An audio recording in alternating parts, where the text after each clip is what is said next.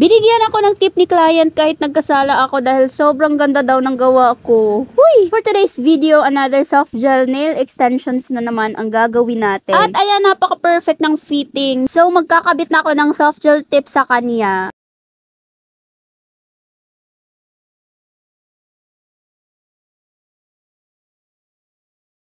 At ayan, nakabitan ko na lahat. And dito naman sa kabila,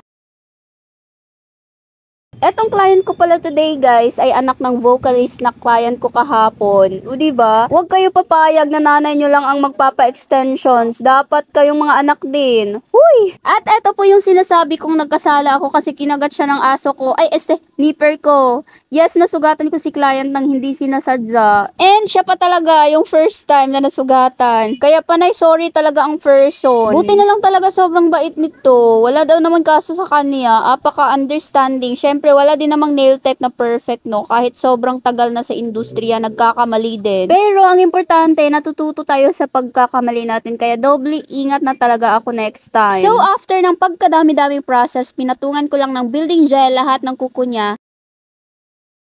At eto na itsura niya after ko malagyan. Meron pong inspo na pinakita si client sa akin at eto yun.